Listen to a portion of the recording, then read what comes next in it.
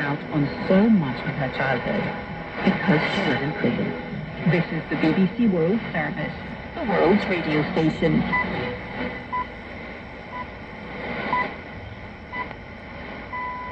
BBC World Service, it's 4 o'clock GMT. This is Oliver Conway with the newsroom. Fighting between Thailand and Cambodia is continuing for a third day with reports of a new front opening in the south. President Trump has begun a 5-day visit to Scotland. Great to be in Scotland. We're going to do some great things. He'll see his golf clubs and meet British and European leaders, but not everyone is impressed. There's one race, the human race, and we should be doing things that are for people, not for profit. We hear testimony from a US Special Forces officer about attacks on Palestinians trying to get aid in Gaza. In my entire career have I never witnessed the level of brutality against a civilian population, an unarmed, starving population. Good later. In that split second of the run-up to the penalty kick, you can infer an awful lot of information about where that shot will go. AI helping penalties. First, our top stories. Hello, this is the BBC News with Fiona MacDonald. Cross-border fighting between Thailand and Cambodia is continuing for a third day. More than 30 people have been killed since a border dispute escalated suddenly on Thursday. Cambodia has told the UN Security Council it wants an immediate and unconditional ceasefire. Jonathan Head is in Thailand. Thailand at this stage is unwilling to accept a ceasefire and has rejected third country intervention or mediation. So when things are like that, there isn't really much scope for diplomacy, but I've no doubt at some point diplomacy will start, and I doubt either government wants a full-scale war, but of course with this much military engagement, there's every possibility it could get worse. But for the communities who live here, 100,000 people displaced on the Thai side, presumably very large numbers on the Cambodian side, it's having a very, very big impact on a lot of people's lives. They just can't wait to go home. People in Taiwan are voting in a controversial recall election that could see more than 30 lawmakers lose their seats in Parliament. All are members of the opposition Kuomintang party. The vote is a result of a petition by own groups and civic groups that accuse the Kuomintang of being too close to China. Sanjay Dasgupta reports. China has loomed large over the vote, with the Taiwanese authorities warning of visible evidence that Beijing was trying to interfere. Beijing claims the island is part of its territory and has consistently refused to rule out the use of force to bring Taiwan under its control. The Kuomintang wants closer ties with Beijing.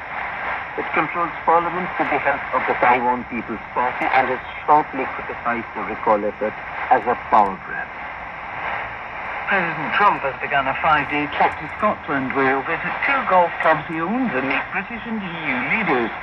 Speaking on his arrival, he criticised the European approach to immigration, saying they wouldn't have a Europe anymore if they didn't stop what he called this horrible invasion. On immigration, you better get your act together, or you're not going to have Europe anymore. You got to get your act together. And we, as you know, last month we had nobody entering our country. Nobody. Shut it down. And we kicked out a lot of bad people that got there with Biden. Biden was a total stiff. And what he allowed to happen, but you're allowing it to happen to your countries. Turning to trade, he said he was looking forward to meeting the EU chief Ursula von der Leyen on Sunday. Answering reporters' questions, President Trump again denied that he's been told his name appeared in files related to the convicted sex offender Jeffrey Epstein.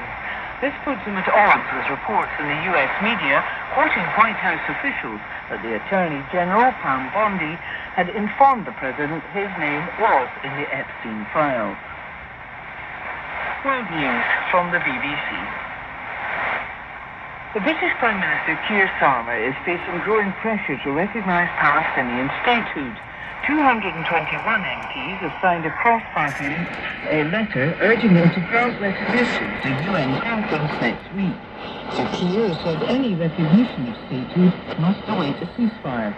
Alongside our closest ally, I am working on a pathway to peace in the region, focused on the practical solution that will make a real difference to the lives of those who are suffering in this war.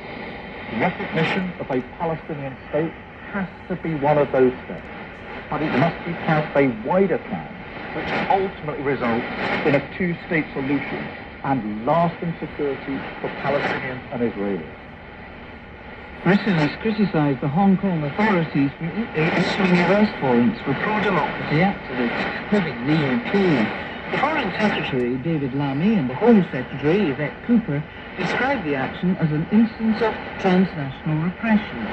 The activists are among 19 living abroad who feature in a bounty for information leading to their arrest. Hundreds of anti-government demonstrators have protested in the Tunisian capital on the 4th anniversary of President Kais Saied